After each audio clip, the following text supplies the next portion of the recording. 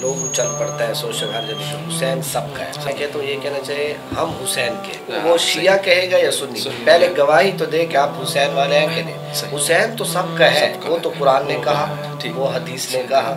جب نبی نے کہہ دیا تو اب کوئی یہ اس کو اب آپ کے حسین سب کا ہے تو میں آپ کی بات نہیں مانتا، میں نے نبی کی مانی ہوئی ہے تو آپ کی بات کا کوئی وزن نہیں. جب آپ کہیں کہ میں حسین کا ہوں تو پھر آپ کی بات میں وزن آئے گا. ہم نے مانا ایک لفظ نہیں ہے اور ہم نے چرچا بہت کیا ہوا.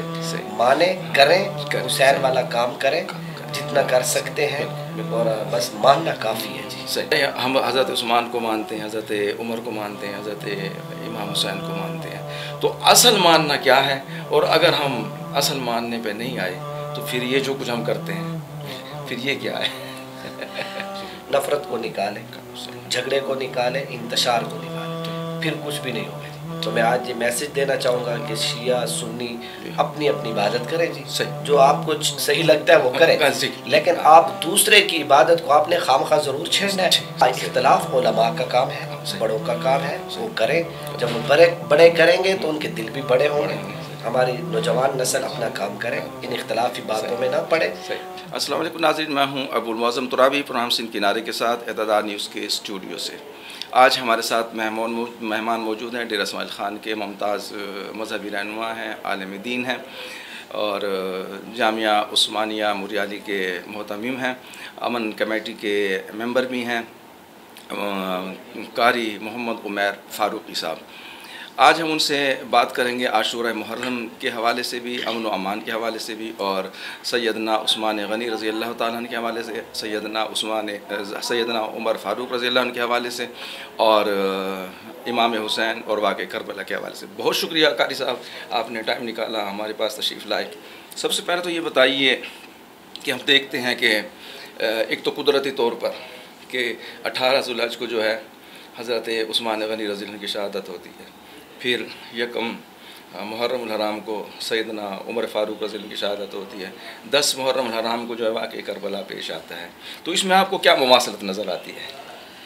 بسم اللہ الرحمن الرحیم. سب سے پہلے تو رابی صاحب آپ کا بہت شکریہ کہ آپ نے میری آواز اور ہمارے اہل سنت کا موقف اور ہماری بات اپنے چینل کے ذریعے عوام تک پہنچانے کے لیے وقت دیا. جہاں تک یہ شہادتوں کا سلسلہ ہے اور آپ نے جو پوچھا ہے، تو اسلام کے اندر تو آج یکم محرم الحرام ہے، سال کا پہلا دن ہے جی اور آئندہ 30 ذی الحجہ تک میرے خیال میں ایسا کوئی دن نہیں ہے جس میں کسی صحابہ کرام میں سے، اہل بیت میں سے، سلف صالحین، تابعین، کسی کی قربانی نہ ہو، کسی کی شہادت نہ ہو. پوری تاریخ اسلام قربانیوں سے بھری پڑی ہے. لیکن جس طرح کہتے ہیں کہ باغ میں پھول تو بہت ہوتے ہیں لیکن بعض پھول جو ہوتے ہیں ان کی خوشبو سے پورا باغ مہک جاتا ہے. تو ہر دن جو ہے وہ قربانیوں سے بھرا ہوا ہے. آج جو ہم تک یہ جو اسلام پہنچا ہے انہی کی قربانیوں کی وجہ سے.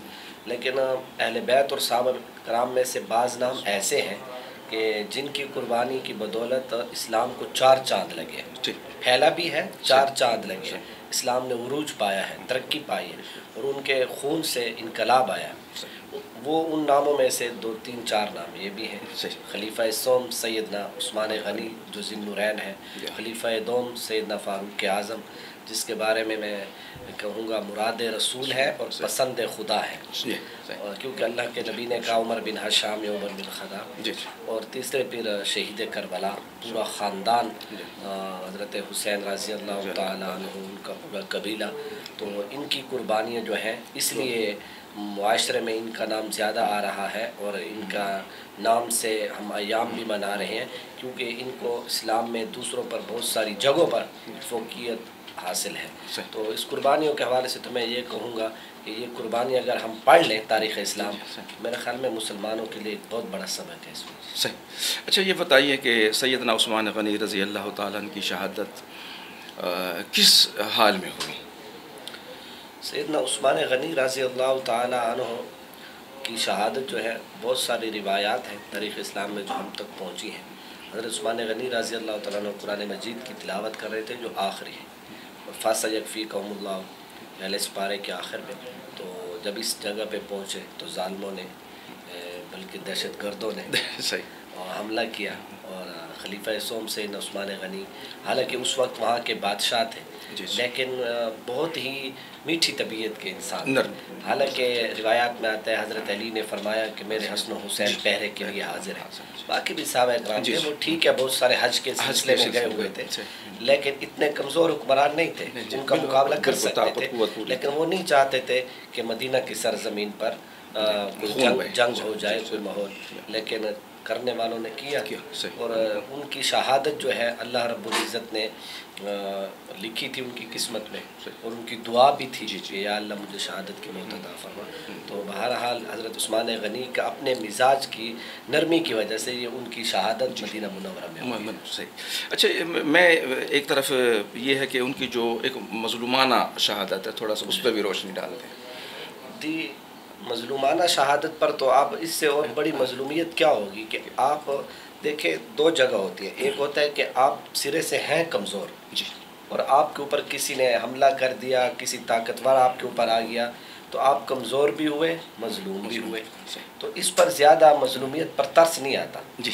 لیکن غصہ اس وقت آتا ہے کہ جب آپ طاقتور ہوں اور آپ پھر بھی اس کا ریاکشن نہ دیں.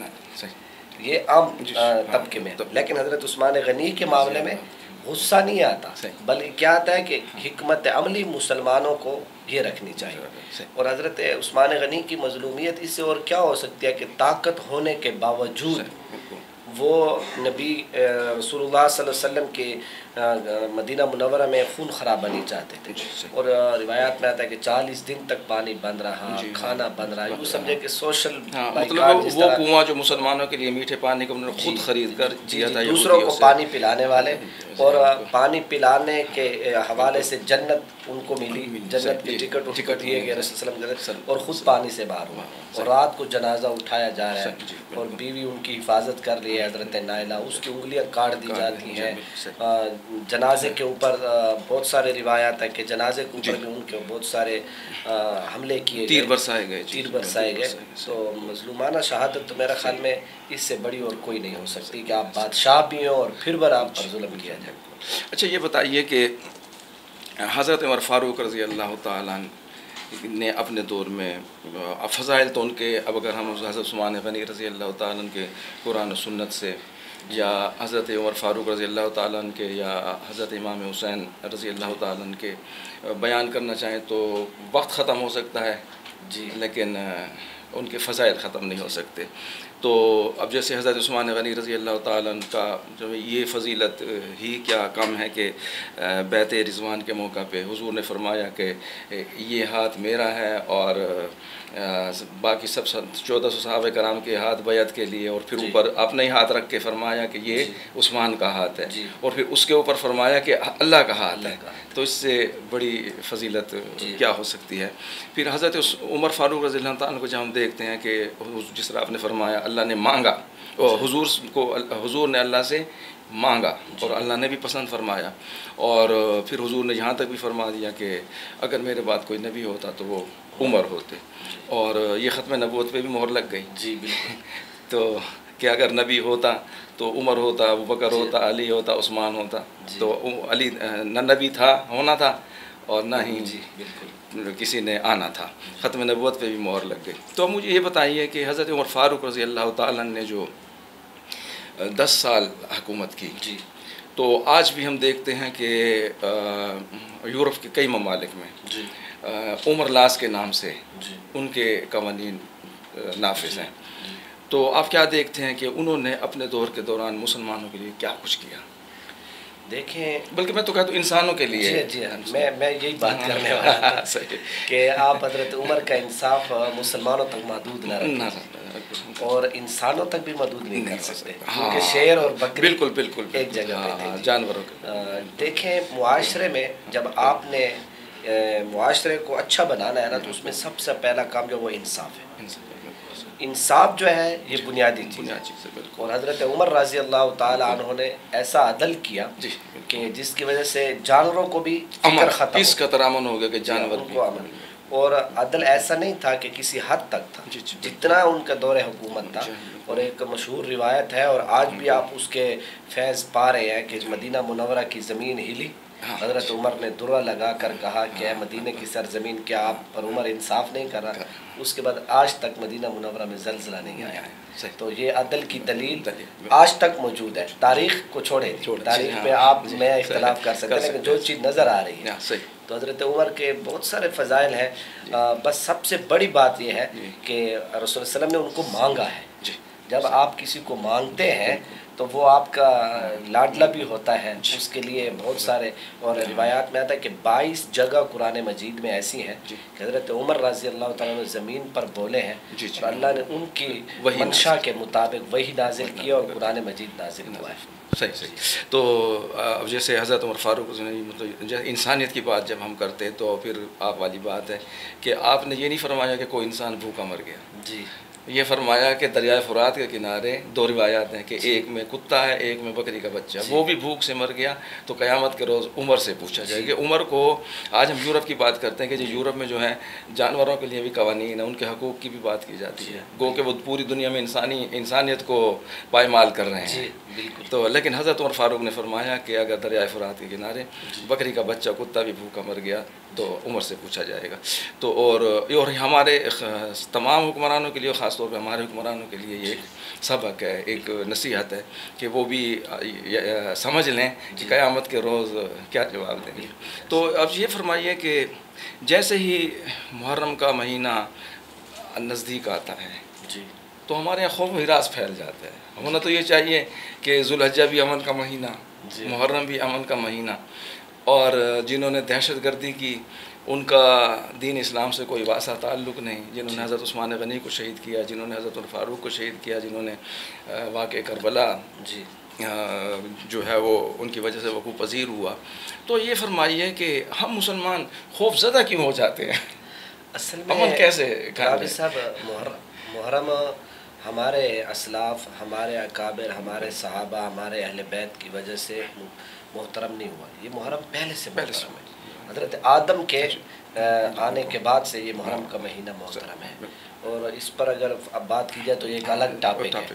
جہاں تک خوف و ہراس کی بات ہے تو میرے خیال میں ایک ہے خوف دہشت گردی کا جس کی لپیٹ میں ہمارا ملک آیا اور پھر ہمارے دل و دماغ پہ وہ نقش بھی ہوئے بلکہ نقصان بھی ہوا. دوسرا خوف جو ہے نا وہ ہم نے خود سے بھی بنایا ہوا ہے. خود سے یہ بنایا ہوا ہے کہ ہم نے محرم ایک کمیونٹی کو دے دیا ہے کہ وہ محرم منائیں گے اور ہم لوگ بیٹھے رہیں گے گھر میں. حالانکہ یہ بات نہیں ہے. محرم الحرام سب کے لیے ہے اور ہمیں اپنی ایکٹیویٹیز کرنی چاہیے جہاں تک سیکورٹی ہمیں اجازت دے اور ہم اپنے نظام کو چلائیں تو پھر یہ خود بخود خوف و ہراس کا ختم ہو جائے گا. ہم جب محرم کو ایک دائرے میں بند کر دیں گے اور بیٹھ کے اس دائرے گھومنے کا انتظار کریں گے تو خوف تو آئے گا. آپ کسی چیز کو یوں ٹک ٹکی لگا کے بیٹھ جائے دیکھتے دیکھتے وہ آپ سے کوئی اور چیز بن جائے گی. یہی حال ہے ہمارے معاشرے کا. یوں بیٹھ کے محرم کو دیکھ رہے اپنی ایکٹیویٹیز کریں اپنے نظام میں زندگی کو چلائے. کسی چیز کی ممانعت نہیں ہے. اب لوگ کہتے ہیں کہ جی شادیوں کی ممانعت ہے محرم میں. میں کہتا ہے تعلق اس بات سے جو شادیاں ہم کر رہے ہیں اس کی تو پورے سال اجازت نہیں ہے. صحیح. بینڈ باجے اور ناچ گانا اس کی تو پورے سال اجازت نہیں ہے. آپ محرم کی بات کرتے ہیں تو چلو اچھا ہوا محرم میں ڈول باجے تو بند ہو گئے. تو بہرحال ہم اگر اسلامی طریقے سے زندگی گزاریں جس طرح نکاح ثابت ہے جس طرح روایات سے خوشی نکاح تو حضرت قاسم کا میدان کربلا میں ہوا تو بہرحال محرم بہت محبت کا مہینہ ہے. صحابہ سے رسول اللہ علیہ وسلم سے ثابت ہے روزے رکھنا عبادات کرنا. تو یہ چیزیں میرے خیال میں ہم نے اپنی طرف سے بنائی ہوئی ہیں. ہم اسلامی طرز زندگی گزاریں گے نا تو پھر وہ اہل تشیع کے مسلک کے مطابق ہو یا اہل سنت یا بریلوی یا جو بھی ہو لیکن بہرحال خوف نہیں ہوگا. مطلب آپ نے واضح کر دی بات کہ دونوں اطراف کے جو لوگ ہیں وہ اپنے اپنے طریقے سے اپنے عقائد اپنے مذہب کے مطابق اپنی سرگرمیاں کریں اپنے رواجات و رسومات ادا کریں. تو یہ جو خوف ہے یہ ختم ہو جائے گا اور ہر کوئی اپنے اپنے طریقے سے خراج تحسین پیش کرے گا. واقع کربلا کی جو ایک مساعدت ہے یا عقیدت ہے وہ سمیٹے گا. تو اب یہ فرمائیے کہ حضرت امام حسین رضی اللہ تعالیٰ عنہ کے بارے میں جو فضائل ہیں جیسے ہم نے مختصر بات کی اب وقت کی کمی کی وجہ سے تو تھوڑا سا ان پہ بھی روشنی ڈال دیں. جی میں ہمیشہ کہتا رہتا ہوں کہ اکثر یہاں محرم میں پورے ہمارے پاکستان کے کہیں ہر جگہ کہ ایک لوگ چل پڑتا ہے سوشل ہر جگہ کہ حسین سب کا ہے. سر جی جی میں اس فکرے سے متفق نہیں ہوں. میں کہتا ہوں یہ کہنا چاہیے ہم حسین کے ہیں. جی بالکل صحیح. تو وہ شیعہ کہے گا یا سنی پہلے گواہی تو دے کہ آپ حسین والے ہیں کہ نہیں. حسین تو سب کا ہے. وہ تو قرآن نے کہا, وہ حدیث نے کہا. جب نبی نے کہہ دیا تو اب کوئی یہ اس کو اب آپ کے حسین سب کا ہے تو میں آپ کی بات نہیں مانتا. میں نے نبی کی مانی ہوئی ہے تو آپ کی بات کا کوئی وزن نہیں. جب آپ کہیں کہ میں حسین کا ہوں تو پھر آپ کی بات میں وزن آئے گا. تو حضرت حسین کے جو فضائل ہیں جی, سب سے بڑی فضیلت تو یہ ہے کہ وہ نبی کا نواسا ہے. بس اس سے بڑی اور فضیلت ہو نہیں سکتا. اب یہ کہیں اس کے بارے میں یہ روایت آئی ہے, روایت ہے, روایات کو چھوڑیں, تعلق دیکھیں, اس سے بڑا تعلق ہو نہیں سکتا. نسبت فاطمہ کا بیٹا ہے, علی کا بیٹا ہے, بس جو نسبت ہوتی ہے نا. دیکھیں چھوٹی سی میں آپ کو پوائنٹ عرض کرتا ہوں. آپ کا میرا تعلق ہے, میں قاری محمد نواز فاروقی کا بیٹا ہوں. میرے والد صاحب سے آپ کا اچھا تعلق تھا. اب میں اگر اللہ نہ کرے کوئی غلط کام بھی کروں گا نا تو آپ کیا کہیں گے, یار کاش یہ نہ کرتا, کیونکہ آپ کو میری نسبت کی فکر ہے. یہاں ایک چھوٹی سی دوستی کی نسبت کو آپ اتنا قدر کی نگاہ سے دیکھتے ہیں, اور وہ ایک رسول اللہ سے نسبت, اس نسبت کا تو اللہ رب العزت خود معترف ہے اور اللہ رب العزت کہہ رہے ہیں. تو میرے خیال میں ہمیں فضائل روایات بیان نہیں کرنے چاہیے, بس نبی کا نواسا ہے, اس کے بعد بات ختم. مطلب ماننا ہے تو بس آگے پڑھتے جائے. نبی نے کہا, مسئلہ یہ ہے کہ ہم نے مانا ایک لفظ نہیں ہے اور ہم نے چرچا بہت کیا ہوا ہے. مانے کریں, حسین والا کام کریں جتنا کر سکتے ہیں, اور بس ماننا کافی ہے جی. بہت بڑی بات ہے کہ نبی کے نام. اب فضائل کی دنیا میں جائیں گے تو پھر نہ وقت ہے اور نہ بات. ہاں جی جی, اور وہ ختم بھی نہیں ہو سکتے. جب قرآن میں اللہ فرمائے اور حدیث میں رسول اللہ فرمائے, اور پھر اہل بیت اور صحابہ کرام کی اپنے بھی اقوال موجود ہوں, تو پھر ہم کون ہوتے ہیں. تو اچھا میں ایک نقطہ جی جی جی میں تو اکثر کہتا رہتا ہوں کہ حسین کا جو محبت ہے نا جی جی وہ آپ روایات سے نہ تولیں, کیونکہ حسین کے لیے نبی نے عبادت کو طویل کیا. جی جی بالکل. جب حسین کی محبت میں عبادت طویل ہوئی ہے تو عبادت کا نمبر بعد میں ہے, محبت کا نمبر پہلے. جب حسین سے محبت ہوگی تو عبادت قبول ہوگی. آپ لاکھ نمازی, آپ لاکھ حاجی, لیکن اگر آپ حسین سے محبت نہیں کرتے تو آپ مسلمان نہیں ہیں. کیا بات ہے, بہت زبردست بات, زبردست. تو اب اس کو سارے کو ہم سمیٹ لیتے ہیں کہ ہم نے حضرت عثمان رضی اللہ عنہ کی بات بھی کر لی, ہم نے حضرت عمر فاروق رضی اللہ عنہ کی بات بھی کر لی, ہم نے امام حسین رضی اللہ تعالیٰ کی بات بھی کر لی, اور اس کے ساتھ ہی ہم رسول اللہ صلی اللہ علیہ وسلم کو بھی, صحابہ کرام کو بھی, قرآن کو بھی, حدیث کو, سنت کو, سب کچھ کو سمیٹ کے اب ہم اسی بات پہ آ جاتے ہیں کہ یہ جو ہم ماننے کا دعویٰ کرتے ہیں جی, جس طرح علامہ اقبال نے فرمایا, خرد نے کہہ بھی دیا لا الہ تو کیا حاصل, دل و نگاہ مسلمان نہیں تو کچھ بھی نہیں. تو آپ کیا فرماتے ہیں کہ اصل جو ہے وہ, چاہے ہم حضرت عثمان کو مانتے ہیں, حضرت عمر کو مانتے ہیں, حضرت امام حسین کو مانتے ہیں, تو اصل ماننا کیا ہے, اور اگر ہم اصل ماننے پہ نہیں آئے تو پھر یہ جو کچھ ہم کرتے ہیں پھر یہ کیا ہے. اچھا جی, اصل ماننے پر تو یہ ہے کہ میں اکثر کہا کرتا ہوں کہ ہمیں صحابہ اور اہل بیت کی زندگیاں پڑھنی چاہیے, اور سب سے اہم اپنے بچوں کو پڑھانا چاہیے, نئی نسل. جب ہم پڑھیں گے نا پھر ہم اصل کی طرف جائیں گے.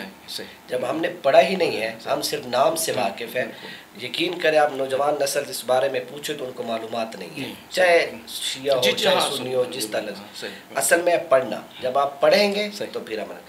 میرا جو تجربہ ہے اور میں نے جو پڑھا ہے, میں تو یوں کہتا ہوں کہ ہم اہل بیت اور صحابہ کی زندگیوں کو دیکھیں تو اس کو ہم 3 حصوں میں تقسیم کر دیتے ہیں. 3 حصوں میں. پہلا حصہ عبادت ہے, دوسرا حصہ خدمت خلق ہے, اور تیسرا حصہ حق کے ساتھ کھڑا ہونا.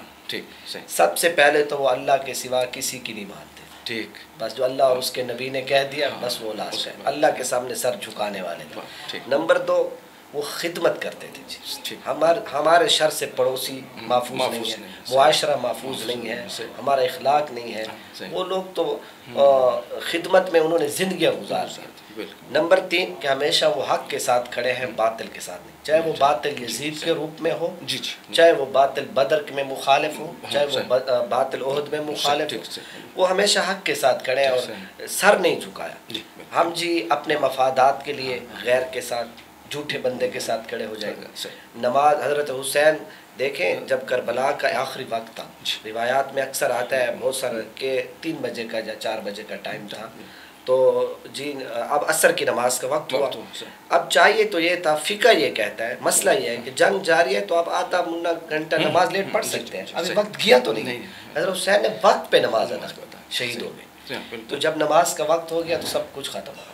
تو عبادت، خدمت خلق اور حق کا ساتھ دینا، یہ پوری زندگی کا نچوڑ ہے۔ تو میں آج یہ میسج دینا چاہوں گا اپنی نوجوان نسل کو، آپ کے کیمرے کی وساطت سے، کہ خدا را ان 3 باتوں کو پکڑ لیں، ہمیشہ عبادت کی طرف متوجہ اور اللہ کے سامنے عبادت سر مسجود ہو۔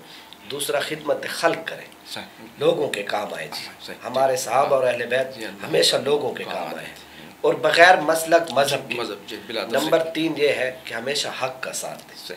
وقت کا یزید جتنا تگڑا ہونا جی، آپ کا پورا کنبہ شہید کر دینا حسین کی طرح، اپنے سر نہیں جھکانا، صحیح۔ اور اس کے ساتھ ہی آخری سوال کہ اب عاشورہ محرم کے دوران جس طرح آپ نے ایک بات تو کر دی، تو اب ہم جو آپس میں شیعہ ہیں، سنی ہیں، امن کو برقرار رکھنے کے لیے، ہم آہنگی کو برقرار رکھنے کے لیے، ہماری اخوت محبت کا جو ایک رشتہ ہے معاشرتی طور پہ، سماجی طور پہ، اسے قائم رکھنے کے لیے دونوں کی ذمہ داری کیا بنتی ہے؟ جی، دونوں کی ذمہ داری تو یہ بنتی ہے کہ پہلے ہمیں یہ سمجھنا ہوگا کہ اختلاف رائے کہتے کس کو ہے۔ ٹھیک، صحیح۔ ہم نے اختلاف رائے کو انتشار سمجھا ہے، ہم نے اختلاف رائے کو جھگڑا سمجھا ہے، ہم نے اختلاف رائے کو نفرت سمجھا ہے۔ یہ تینوں چیزیں نکال لیں، انتشار، جھگڑا اور نفرت۔ اس کے بعد آپ 100 دفعہ اختلاف کریں گے لیکن وہ امن کو خراب نہیں کریں گے۔ اختلاف رائے رکھیں، اپنے اپنے عقیدے پر عمل کریں۔ کیا اس میں فقہ میں اختلاف ہوتا ہے؟ اس میں تو کوئی مسئلہ نہیں ہے، لیکن اختلاف رائے انتشار نہ ہو جی۔ انتشار کیسے نہیں ہوگا؟ جب آپ کے دل میں کسی کے لیے نفرت، بطور انسان نفرت کرنا حرام ہے۔ آپ دوسرے انسان سے اس کے اپنے ذاتی حیثیت کی وجہ سے نفرت کریں گے تو یہ حرام ہے۔ آپ اپنی انسانیت سے نفرت نہیں کر سکتے۔ نفرت کو نکالیں، جھگڑے کو نکالیں، انتشار کو نکالیں، پھر کچھ بھی نہیں ہوگا۔ تو میں آج یہ میسج دینا چاہوں گا کہ شیعہ سنی اپنی اپنی عبادت کریں جی، جو آپ کو صحیح لگتا ہے وہ کریں، لیکن آپ دوسرے کی عبادت کو آپ نے خامخواہ ضرور چھیڑنا ہے۔ آپ کیوں اس کی طرف؟ وہ میں ایک مذاق کہہ دوں، ہمارے والد صاحب رحمۃ اللہ علیہ، آپ کے دوست، ایک بندہ ہے کہ حضرت جی وہ 7 والا نماز والا نماز پڑھ رہا تھا اور یہ کر رہا تھا اور وہ کر رہا تھا، اس کی نماز نہیں ہوئی۔ تو والد صاحب نے کہا جی آپ اس کو دیکھ رہے تھے، آپ کیا کر رہے تھے؟ اپنی عبادت کریں۔ آپ دوسروں کی عبادت کو دیکھتے رہیں گے تو اپنی کیسے کریں گے؟ ہاں، اختلاف علماء کا کام ہے، بڑوں کا کام ہے، وہ کریں۔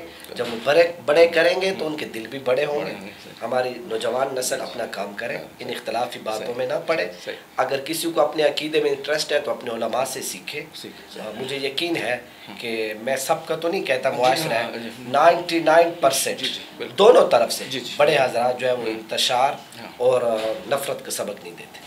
تو لہٰذا میں آج یہی میسج دوں گا، انتشار، جھگڑا، نفرت نکالیں گے تو خود بخود معاملہ ٹھیک ہو جائے گا۔ بہت بہت شکریہ قاری صاحب آپ کا۔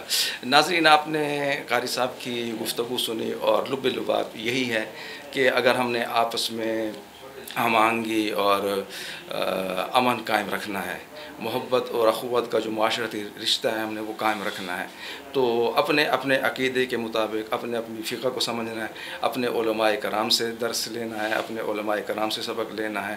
اور ایک بات تو قاری صاحب نے خود ہی فرما دی ہے کہ علماء کرام جو ہیں، جو ذمہ داران ہیں ہمارے، وہ نہیں چاہتے کہ انتشار و تفریق ہو۔ تو جب وہ انتشار اور تفریق نہیں چاہتے تو پھر ہم جیسے عام لوگوں کے لیے یہ ممکن اور یہ مناسب نہیں ہے کہ ہم آپس میں ایک دوسرے کے ساتھ نفرت کریں، ایک دوسرے کے اپنی عبادت کرنے کی بجائے دوسرے کی عبادت میں دخل دیں، اور اس کے ساتھ ہی ہم اپنے امن کو، اپنی اخوت و محبت کے رشتے کو، اپنی ہم آہنگی کو جو ہے تباہ کر کے اپنے ملک کو، اپنی قوم کو، اپنے معاشرے کو نقصان پہنچائیں۔ اس لیے ہم سب کو جو ہے اپنے اپنے عقیدے کے مطابق حضرت امام حسین کو خراج تحسین پیش کرنا چاہیے، اور سب کو ایک دوسرے کو برداشت کرنا چاہیے، سب کو ایک دوسرے کا احترام کرنا چاہیے، ایک دوسرے کے مقدسات کا، ایک دوسرے کے شاعر کا، ایک دوسرے کے عقائد کا، ایک دوسرے کے مذاہب کا جب تک ہم احترام کرتے رہیں گے، ادب کرتے رہیں گے اور آپس میں اخوت و محبت کے رشتے میں جڑے رہیں گے تو امن بھی برقرار رہے گا، اور آج نہیں ہماری نسلوں کے لیے بھی یہ روشن مستقبل کا ضامن ہوگا۔ اسی کے ساتھ ابو المحسن ترابی کو اجازت دیجیے، اللہ حافظ۔